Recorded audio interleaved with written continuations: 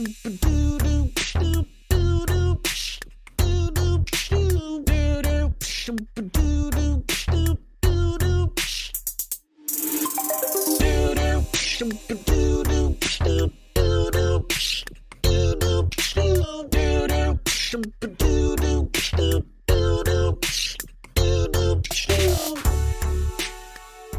right, we're just going to get right into it here, chat. Welcome to episode 73.5 of Tactical Crouch.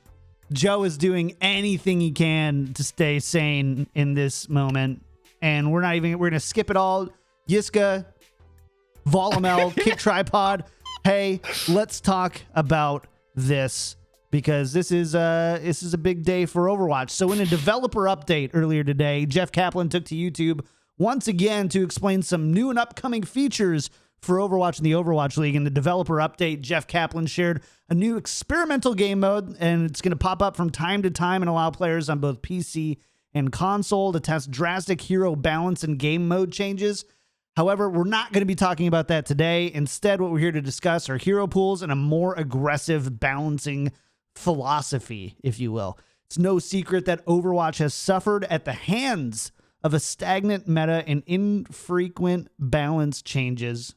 Goats, hello. In an acknowledgement and effort to address this, the Overwatch and Overwatch League team will be implementing a system that allows for more frequent balance changes as often as weekly, as well as a new hero pool system that will remove 1 tank, 2 DPS, and 1 support from the hero pool for the following week. And Joe shakes his head. From John Spector, it's not going to be what tank has played the most. We're going to take several heroes that are getting significant playtime in owl matches, and we're going to put them in a pool, randomly pull out from that pool 1 tank, 2 damage, 1 support hero.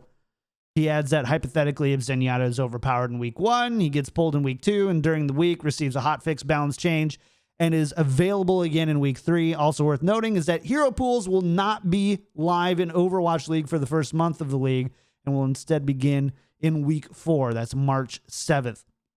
Hero pools will also not be used for mid-season tournaments, play-in tournaments, playoffs, or grand finals, and teams will be informed approximately 1 week in advance of the week's hero pools.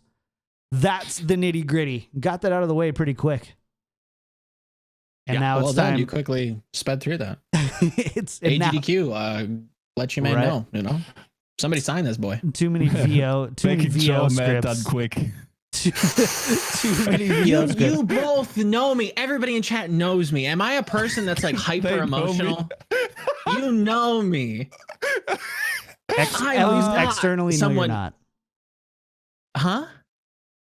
At least externally, you're not. I have no idea if you have like this emotional turmoil that you just. You're not the mad guy. No, I'm not like a hyper emotional person. Like, it takes a lot to get me like going, right? Like it's you gotta try. This is the most half-baked decision I have ever heard. I'm so proud, guys.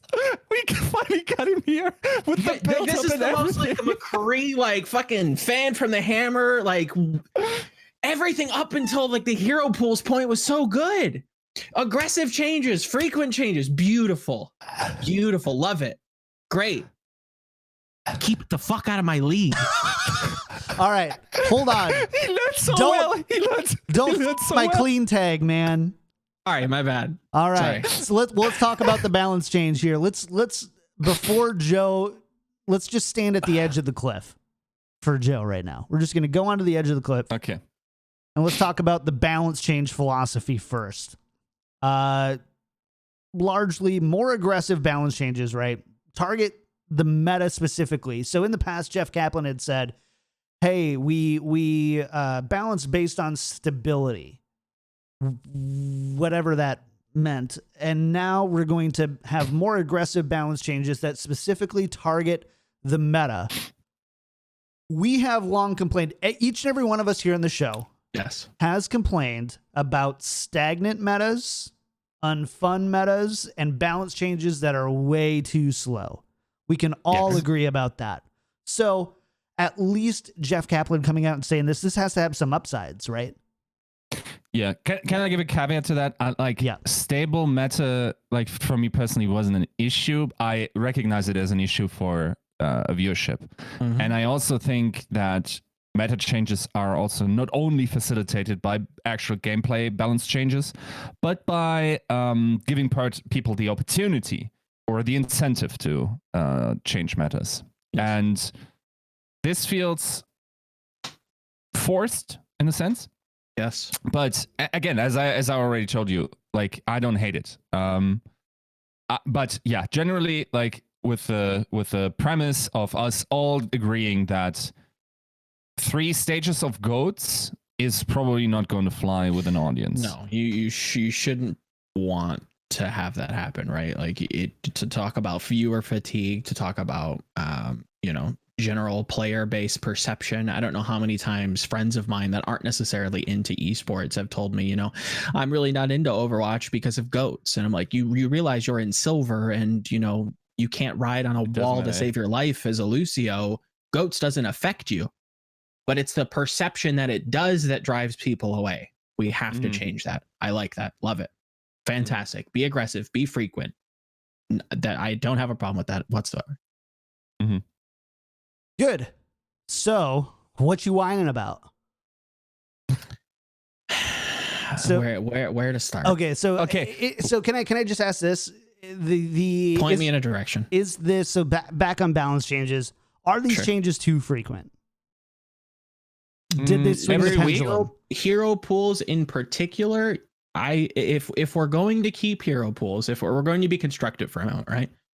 If we're going to keep hero pools, which I vehemently disagree with, I don't like anything random in a competitive setting. I think it's silly. I think if you can limit randomness, I think that's what you should be aiming for.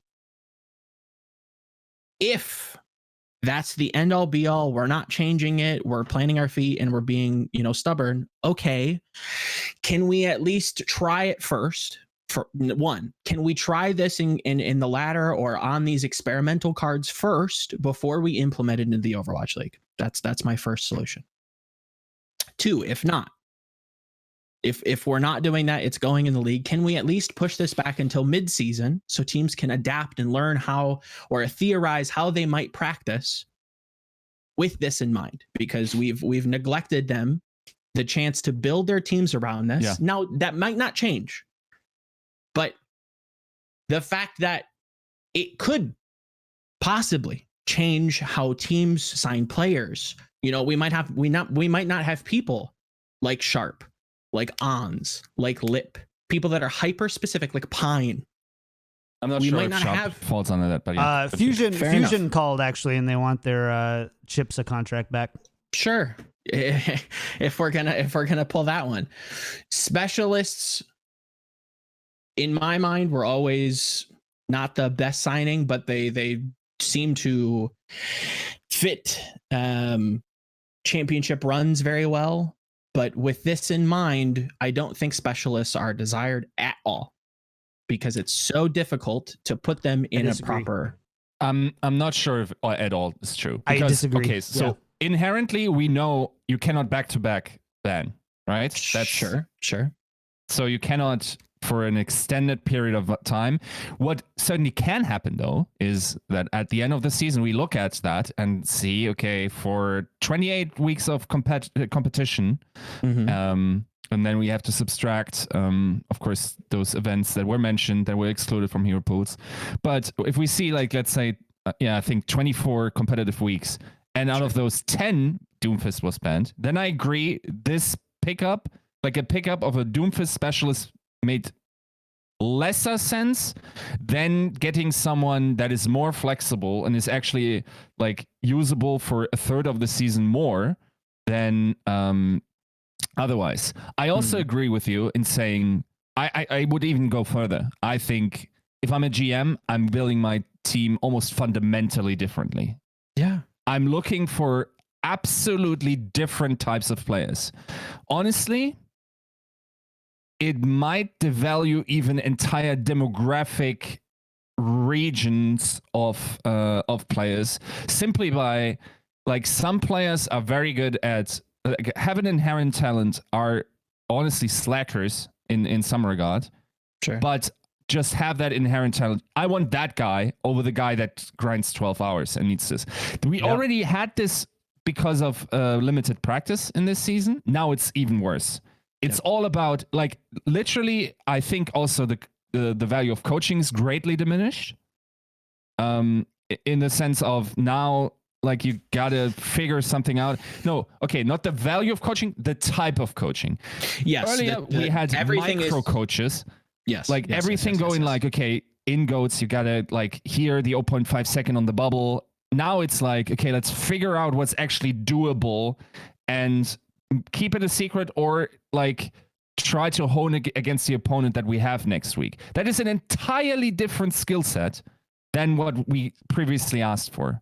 And that is true for players and staff. I think if I'm a GM, I'm actually, the GM is probably the most mad about this decision, because I can tell you, nobody knew about this in the Overwatch League.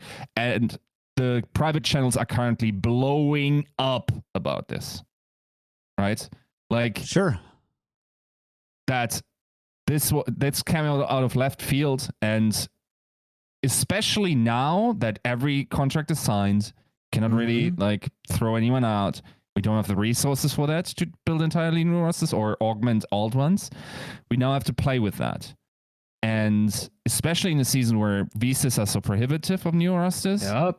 This is it just keeps piling on. So You're first, gambling a lot with this, 100%. So on top of travel, on top of the stress that comes with it, you're giving players a week in advance to adapt to what are effectively random hero bans.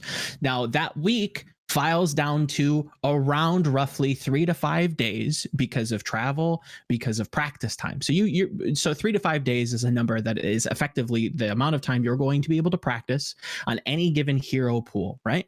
That's an early projection from what I'm hearing, right? That is unacceptable. And to me, I won't speak for everybody on this panel, is inherently anti-competitive.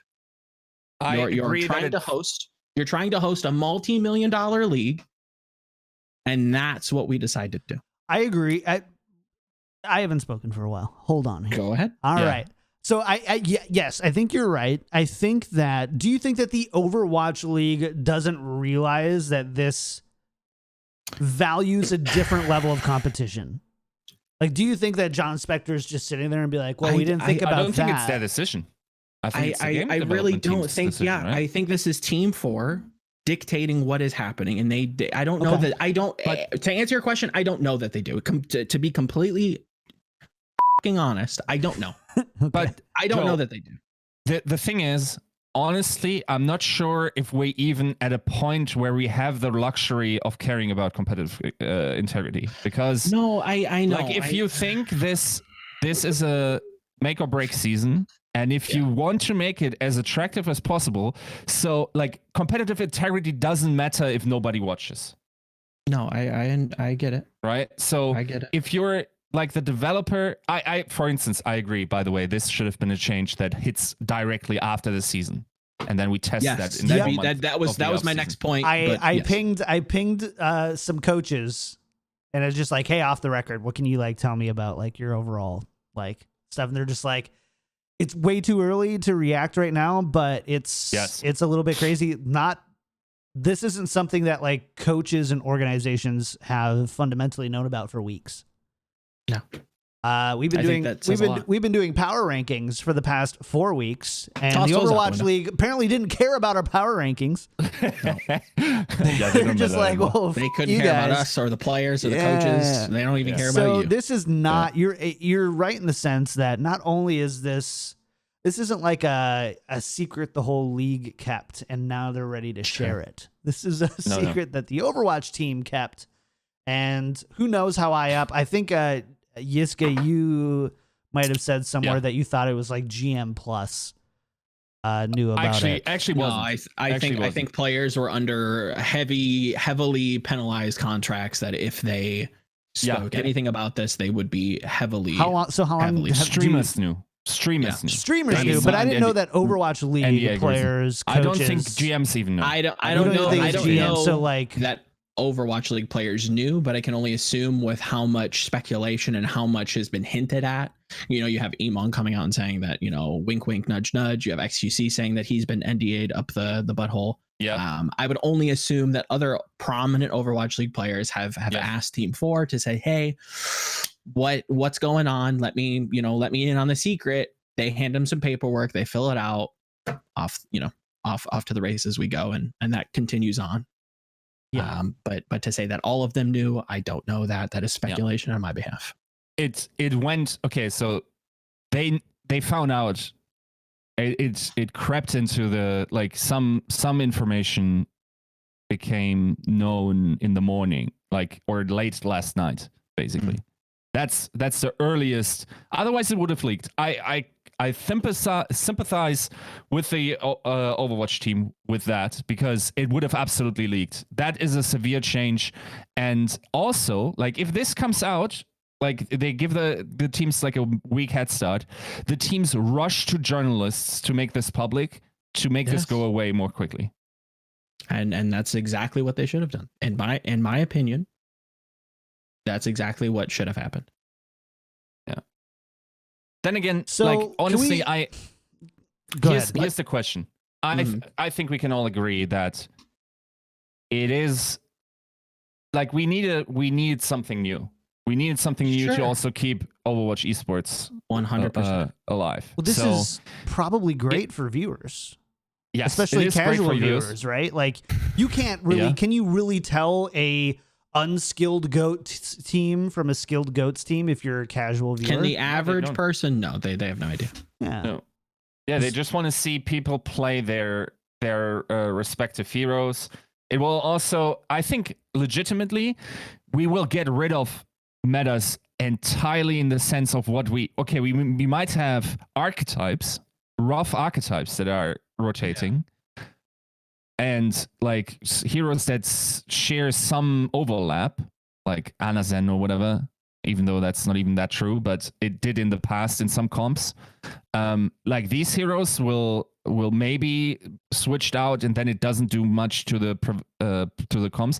I don't think we will have a huge meta comp anymore. I think it's very early to tell, but it's it feels like it just doesn't allow for that. Maybe, okay, so here's how it goes in my mind, right? So we're playing how does goats. it go in Yiska's mind? Someone bans D.Va, the team bans D.Va, the team bans and by team you mean the Overwatch team. Let's just emphasize this for a second if there's any ambiguity. The Overwatch League identifies identifies heroes that saw a lot of play or some overpowered exploitation, puts them into a pool, randomly pulls out from that pool 1 tank, 2 DPS, 1 support. Yeah. That's I actually, what we by the way, know. like this worse than complete control over it. I think most of the time it's rather obvious who these 4 heroes are. But okay. And they can't be banned 2 weeks in a row. Yes. So it's my idea, because how else would you do it? They cannot have a high play frequency if they're banned, and right? The other idea about this is that if a hero is overall overpowered and we see them just every other week being all Orisa whatever, the idea is in that off week to balance that hero to a point to where hopefully when they come back, they aren't that 100% pick rate or 75% pick rate or whatever that is. Yep. If they can achieve that, this idea around archetype kind of gameplay, I think, goes away. Does it not? No, it does. In that regard. No. What John means is, okay, so you have an overpowered hero that is the cornerstone of that particular archetype, for instance. And even if it's just 3 different heroes that all together make up the archetype, if those get changed, then the archetype necessarily also becomes weaker and falls apart in the following weeks, even once they're unbanned, unless they don't nerf them hard enough. But it sounds like they will. I think it sounds like they will be very severe in there. To interject, I think archetype semantically, I'll argue that archetypes are a little bit more broad than a single hero. Yes, there can be single heroes that force an archetype, right? And that archetype can be diminished with that overpowered hero being nerfed, like we saw with Hanzo. There could have been a world where Hanzo and very long-ranged kind of spam compositions were going to be the meta in Overwatch League 2020. That got changed, and now the meta changed into another archetype that we've seen time and time again throughout these last, 4 to 5 years. I don't think archetypes go away. I think they're always inherent, but I think you can diminish them. But they will rotate, right? Like 1 week, if you ban D.Va, sorry, real quick, if you ban D.Va, or if you ban Brig, and if you ban Lucio, and then DPS hero doesn't matter, there's no goats. There's go ahead. Sorry, or Zarya. So there's a few things. D.Va. Number one, I think that DPS heroes are the worst example of like how it affects archetypes, because I agree. But I think that something like if Lucio gets banned, you don't have speed boost anymore. That neglects a lot of different archetypes, right? So yes, I agree. It hampers them. I don't think it removes them though. It takes a large chunk of possibility for that archetype to still exist out of the equation. I agree. But I also still believe that, and so I feel like, and again, I might just be projecting it on you two. I feel like you two don't think, rightfully so, that Blizzard can actively balance these heroes into a state of, if they're coming back week after week, not pushing them down anymore with aggressive hero balancing 2.0. Am I incorrect in saying that? Hold on, say that again. So Blizzard has said they're going to be more aggressive and more frequent with balancing heroes. John Spector went on to even say that, Zenyatta is banned for being used. The week that he's off will be the week that he potentially receives a retune. Mm-hmm. You don't think that will be enough to keep certain heroes from returning over and over and over again, despite... No, I agree. It will, and that's why the archetypes will rotate much more heavily, and we won't have a prevalent. Is that a word? I don't anymore. A prevalent. Yes, I think that's the word. I don't know. So I don't know if I agree with that. I think there are certain game modes that are inherently in favor of certain archetypes more than others. I think certain maps are in favor of certain archetypes more than others, right? There are certain maps that favor, very flat maps seem to be I won't go out and paint with broad strokes here, but let's say that flat maps like Busan Sanctuary, or just pick a flat map, right? Pick a flat point. Those inherently don't really lend themselves to dive compositions, let's say, when contrasted with a map with lots of verticality, with lots of high ground, with entrances to a point that have exits, if you want to call it that, onto high ground. I'm envisioning Numbani A, that lends itself to something that's a little bit more, divey. It lends itself to being able to play something that's a dive style composition, right? And a dive archetyped a little bit more. It doesn't mean that a death ball composition like a goats, like a quad tank, like a May Reaper go away, but it opens up possibilities for others, right? I think the game is not designed, but it just has inherent biases towards some archetypes, rather than saying that if we just change the heroes, if we just ban some of the heroes, that these archetypes go away. No, I think that these archetypes are just inherent to the game and will always be used. The heroes might change, the idea might not. Yeah, I agree that to that degree, but which archetype is meta or mostly played at a time will be determined by the bans of it. So I think people are underestimating. It's not a one knock that people get. Right, that the comp gets. It's not like, okay, we got dive and now we're playing like Lucio's banned and now we're playing Mercy Dive, no problem.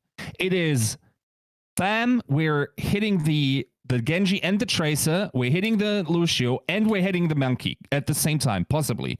Dive is dead for that moment. Right? In a world, yeah, if it's that rigid of a meta, I want to go gambling with you, but sure.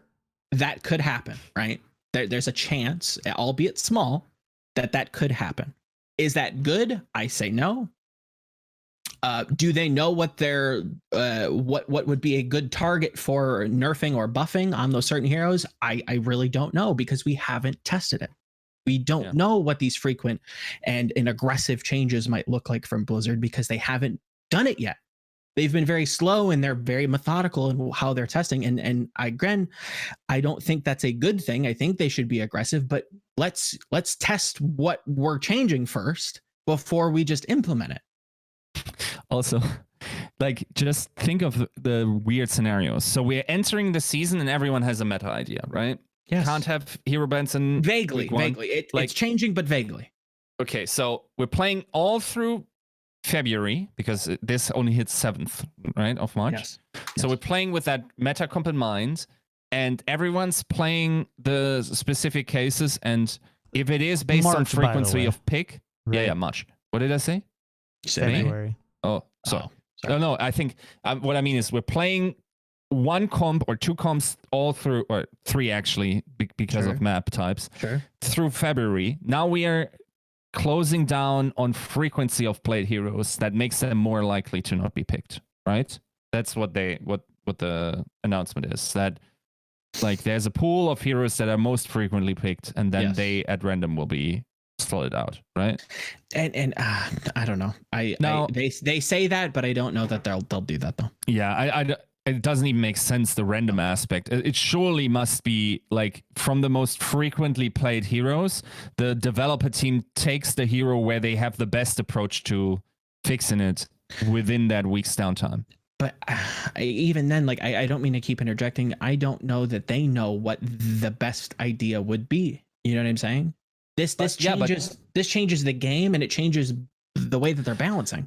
Okay, I'll say something very controversial here, but I think nobody can ever at all know, and the only way to know is to play in that very specific scenario and just try out. I think we're past the point of complexity. I think people think way too often that they have the answer to knows. Vastly complex systems 100%. when they really don't, and it's all based on experience and trial and error. That's why I like about this system, that we're getting so much trial and error. Of course, there's still the human element of how do you fix it, but maybe by fixing more, they get better at fixing.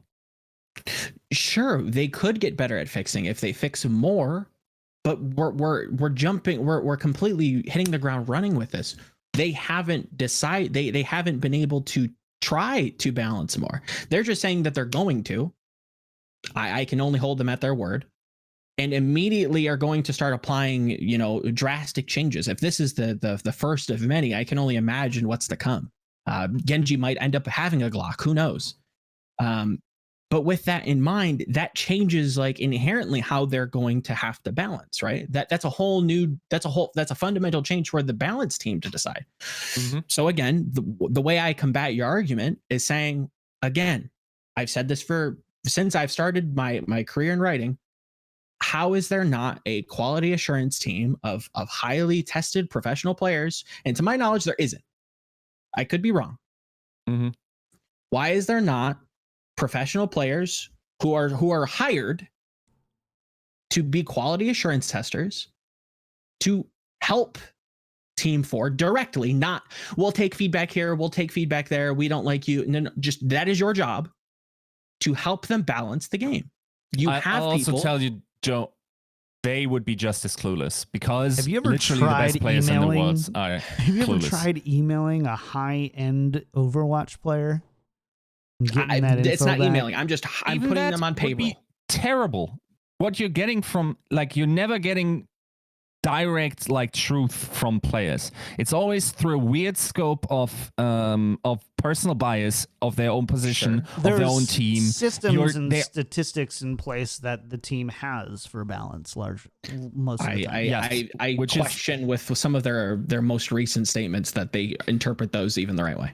Dude, like surely the players weren't as knowledgeable of the game Overwatch as they were back then. But I will, like, in 2017, I remember Anna getting released and everyone's saying she's awful. And then we played her for like a year or some stuff. Yeah. And this keeps happening. Nobody knows. Nobody understands. But I think this gives you a better idea. Sure, I'm not saying this is the panacea. This is not the cure. Yeah, this is not the cure we're looking for. Yeah. But this certainly improves and gives Team 4 a better idea of what competitive, at least in the league, I won't say in the ladder because that's a whole nother story. This gives you what the Overwatch League, in essence of what they could be talking about, what their concerns could be. Like surrounding yourself with the feedback of those people definitely helps you hone your own environment, because you become that as well. But like every team needs to offer that up evenly, which is very hard to do. And then it's also like these people aren't necessarily game designers. I think there are individuals that are definitely much better equipped from a player side. Sure, there probably others. Is some that could be game designer if they decided to be that. I think of like Siegel as somebody who's like really well-rounded, understands the game, understands the concepts from beyond just a player. Sure. Yes. So, like, I agree that player feedback is valuable. I think I would value it way lower than most people assume, because they don't have to care about the rest of the entire game's ecosystem when they make those suggestions. I agree. So they have to care that they win more games and it's more fun for them to scrim. That's their incentive. Yes. Of course, there will always be people that have a feeling of like, okay, we want to do better for the game, who then also naturally ending up giving better feedback. But it's like, it's hard. It's a skill set that's entirely different from a professional player. Take the input, then apply the lessons that you have. Find out that the complexity of natural game balance is unreal complex, and then just start messing around. Just mess around in good time frames, like an off season. That's the big thing, right? So we're coming into the fact of, so we've had enough. Clearly, I don't think anybody here is saying, you know what, I would rather just go back to one good enough balance change in an entire Overwatch League season to actually change it. Like, I don't think anybody is saying that. And even then, Joe, you said at the very beginning, the balance change philosophy for me is kind of exciting. I think that's good. It's great. Aggressive balance changes every 2 weeks. I think was some things that I was hearing early on, was that could be how often they were going to be happening. This is even more frequent than that. We already know that practice quality is going to be down anyway. And if practice quality and game quality is going to be down, you at least better make a really enjoyable viewership experience out of it, because if overall game play quality is going down and it's not a fun thing to watch, then that's probably the worst case scenario in all of this here. So that's all great. This is something where we have to see Blizzard commit to doing something that they haven't done since the game started. At least the game's beta. I don't disagree with you. Let's test this out before we implement it into the most important season of the Overwatch League today. Let's test this out before we ask these professional players who are already stressed with 32, 31, whatever heroes that they have to learn how to play. Now we're just randomly choosing whatever heroes. If you're in chat and you're saying that you don't have a problem with this, you're going to see your favorite professional players retire in a matter of years.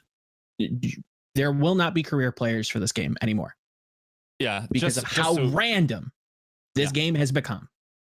Yeah, like we've selected for players that are very good in grinding into a hero in a specific amount of time. Like, for instance, someone like, and I'm not saying that Shorefor won't be good at quickly switching between heroes. Sure, I don't know. I think he probably will be.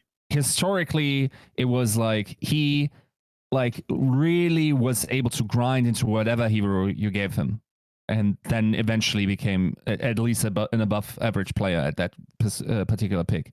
What if he doesn't have, or someone with a profile like he doesn't have the ability to just improvise these heroes? Now you're putting them in a career on the road, far away from family, that is just so stressful, and you don't give them the opportunity to practice as well. I think from a player mental health position, and coaches, by the way, too, which we often forget because their tasks are also very different. This will be so much more challenging now than it already was. I think you're underselling it there. I think this we're resetting the game again. Role lock, in my opinion, reset the game to a very structured standpoint, which I think was good for the game, but it reset the game nonetheless. Yeah. But they did. I don't think that our retirement rate will stay high. Team 4, I don't think Team 4 wanted that though. From the beginning, right? From the beginning, Overwatch League was designed to be this kind of chaotic, like counter picking, and it's not about. I think if you ever heard the term composition in early Overwatch development, they'd be kind of like, ick. We don't like that. We want. Oh, you know what? They've got a Bastion. Great. We're going Tracer. They've got this hero. We're going. They've got shield heroes. Great. We're bringing in the Sim. And you're able to counterpick, and you're able to do that. And the heroes that aren't counterpickable and get overly picked in the Overwatch League get banned and then get taken down a notch, so you can come back and be like, all right, well, what does this look like now? This might be, and again, from a coaching perspective, this might be something where we actually see coaches going, instead of, okay, they run this comp, we run this comp. Instead, they see, if we see this, we switch to this. If they're going to run this, we're going to try and run this. It's optimistic. I agree. I don't even totally believe it myself. But we already got that, though. We got that previously. Do we? Did we? Yes. When? We had this in late goats. We had this usually speaking. I can tell you with certainty. Not to the degree, but that satisfies other people. Not to the me. audience. No. It's not something that goes, oh my God, they brought up the Bastion. How are they going to deal with that? And then they're like, oh, good thing they switched to the Tracer. Like, you don't see that, and you didn't see that. I will tell you, we have had metas that have been rock paper sitters. We have that has existed. We've seen teams immediately go out, scout, come back, change their composition. That has happened. Sure, but most of the rock paper scissoring happens in scrims away from the public eye, I would argue. No, and then eventually the meta, like, you just don't play that X comp. I'll agree with most. I'll also tell you, like, the argument earlier, you said something. This is the most important season and whatever. This is the moves you make in that situation. You change the game fundamentally. Do you really have to regard like competitive integrity and whatnot? This is already like, or if you go by the metrics, and Eric and I have crunched the numbers on that, this is already the esport or sport in general, in the world where fans care the least about winning. Right. They don't care about competitive integrity. So if you want to have a successful league and want to have it growing, especially in an uncertain scenario, and I'll also tell you, these teams would have eventually kept to one or two meta comps, because when there's chaos and you don't have time to practice, you go to what feels familiar and what you can realistically control. You're not going to throw yourself further into chaos. It would have been eventually likely. Okay, we might have different metas in those different conferences, but not much more. We would have all come down to the middle comp. We would have made it palatable to the practice that we were offered. Now there is no such thing. Now we can all just dive into the chaos that this entire thing is. Yes, for instance, what you said about retirements. Our retirement rates in Overwatch will stay the highest in esports your for the years to come because of these. That's your solution, is just, screw the players and their mentality, screw the players and their mental health. God forbid we take a second to appreciate the coaches. Let's increase the volatility. Let's add random factors to the game so that these kids go out. Like, I can't agree with it. Yeah, the thing is, for these professionals, it's absolutely awful. What's also awful is knowing that you have invested into a career that currently is on a statistical downswing because nobody's watching anymore. Now, it's the lesser of two evils. Like, we don't know how that YouTube thing is going down. We know they basically probably know what the player numbers, the live player numbers are like. It's just I just wish they had more time to prepare for this, but it would have leaked, and probably we would have forced them to make some amends in some regard in that way, which probably also should happen, to be fair. But like, this is a make or break season, then what you get to do now is you get every team just psychological support up the wazoo as far as you can. I would have also liked to see the season more dragged out so that it can de-escalate and find more breaks. I think this will increase practice required in those break moments. I also agree with that.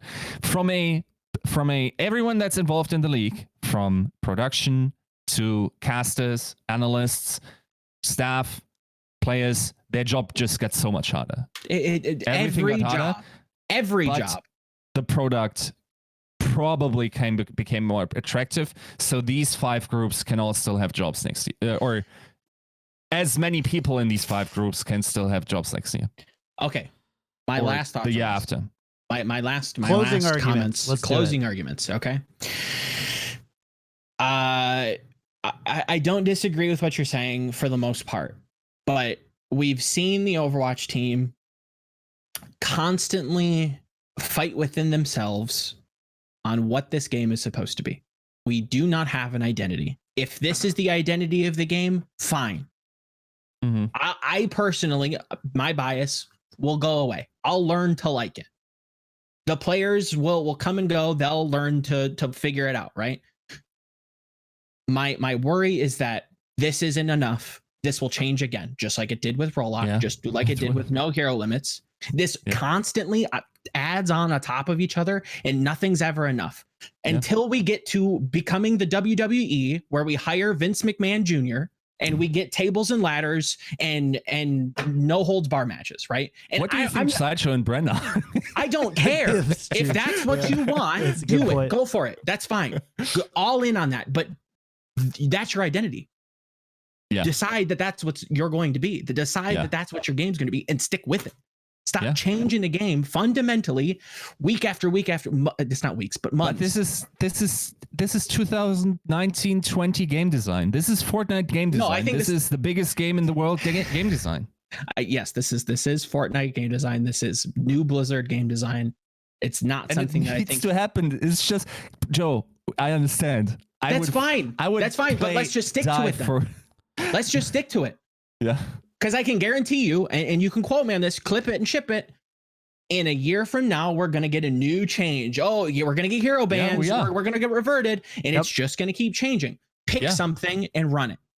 Point one. Point two. Running frequent changes. That's this what we're running. Baseball, man. Like, it's not going to be around for 100 years.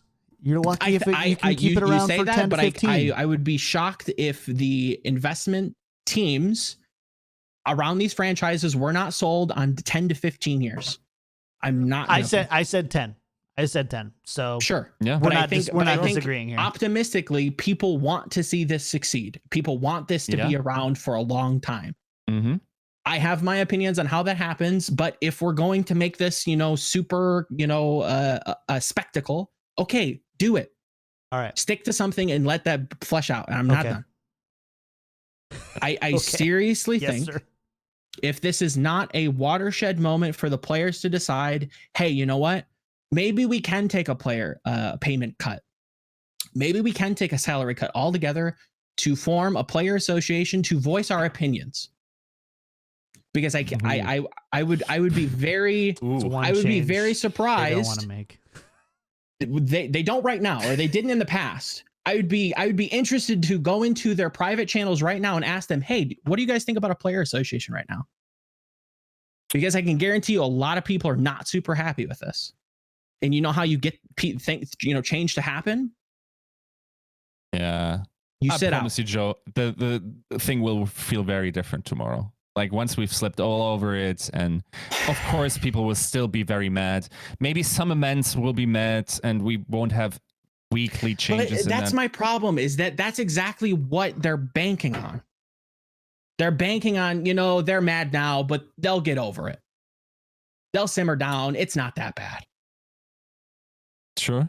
If you have feedback about this, voice it.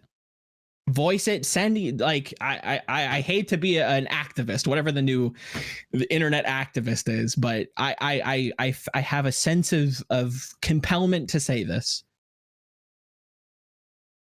You should be writing strongly worded emails. You should become a Karen, right? I just can't. I don't know where I'm going with this. Look at you, Joe, asking for e-activism. Yeah, right. Jesus Christ, this kid is. Yeah. I'll leave it at that. I'm done rambling. Yeah. All right, Yiska, closing arguments. You got anything to add here? Okay, so for one, like, I feel like I'm already past that in the grieving stages. Like, I've already accepted competitive integrity is not something that is highly valued by its viewership. We cannot build on that. And I already no, you're not going to say anything to that anymore. I'm not. This is close. I already sipped that poison with the acceptance of that. And I had to accept it, like we had to accept it with asymmetric schedules in season 1, where one team played one team less each stage. We had to accept that. Last season, we had the divisions where it is asymmetric. We had to accept that. Now we're getting this. It's just the way, the natural progression of this, and it's been rewarded every single time it happened. So I have to, like, I can be very mad about what is happening, but this is just the reality of the viewership that we've amassed, and then eventually people will have to figure out if that's the esports they want to stick around in. I will say, I think we're at a point in terms of urgency of needing this. And a year ago, I didn't think I could be at this point in my realization. But I think we actually need these drastic changes.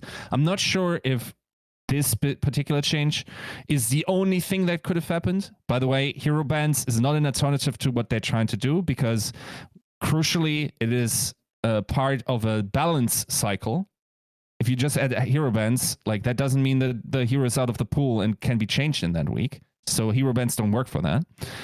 I'm not sure if there weren't better ways to achieve all of that, but I will say I very much welcome that we're in this, that we've accepted that this is such a hard problem to tackle, that we're willing to break open what Overwatch means, because I personally have for a long time felt that we haven't figured out what the best version of Overwatch is.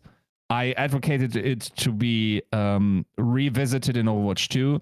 Maybe we need to revisit it in much more smaller increments every week and just see where this journey takes us. And eventually maybe we'll end up liking something, and then we can stay a while. Then again, I also advocate to clue people in whose lives depend on this and are currently very much stressing. I also, like, I'm receiving the DMs about people stressing, which hurts. But I hope that with all this, we can look at the viewership and look at it in general, like, just like long-term longevity, and say, okay, at the end of the day, this was the best, or one of the better solutions we could have made. It was urgent, and we found a solution. All right. I'm putting a time cap on closing arguments next time. As for me, all I have to say is this, is I am only willing to accept hero bans, or not hero bans, sorry, it's been a long time, hero pools with the with the caveat that Blizzard needs to uphold their end of the bargain. They have entered in a contract with the Overwatch and Overwatch League players and teams that they will be aggressive towards balancing. And if we see the things that I think Joe is most afraid about, I think it's all stems from the fact that their aggressive balancing is not effective. And the only way I think that they could do that is just by not upholding that end of the argument. So I think we all are very critical of hero pools overall. I think Joe for once just got to like let go, and I love it. I feel like we've just like astral projected and just switched, and I'm great. just going home to Chicago or near Chicago. But yeah, so Detroit, sorry. For me, it's all about that. If Blizzard can uphold their commitment to frequent balance changes that make sure that we see some semblance of this fun, rootin' tootin' Wild West of an esport, which Blizzard or Overwatch is the first of its kind to incorporate a lot of these philosophies. You can't compare it to like a CSGO. You can't compare it to honestly like a MOBA. Probably closer to compare it to a MOBA than it is a shooter. But at the end of the day, the balancing is so drastically different in a game like this. And the commitment needs to be there that, it's clear that players and teams figure this out pretty quick, and then they hammer it home until Blizzard changes it. That's what happens unless Chengdu comes around, and then they're fine with it. Unless they play Chengdu. That is going to be the end of the episode portion. We're going to hang out for the post show right here, and we're going to keep arguing about it. Joe's going to get some more wine, I think. The last thing I want to leave you all with, though, is in the Overwatch League article, it says, please note that the hero pool and patching update formats could be revised at any point during the season. We will listen closely to the fans and players, learn from our collective experiences, consider adjustments, and test new strategies along the way. If they can commit to that, and every single person should have that like tattooed on them someplace, or put in a document or in a note on their phone or something. If they can't commit to that and they don't actually hold up their end of the bargain, that is what I think will be the biggest downfall of Overwatch League Season 3 until we get hero bans. Until next time, we'll see ya. We'll be back soon.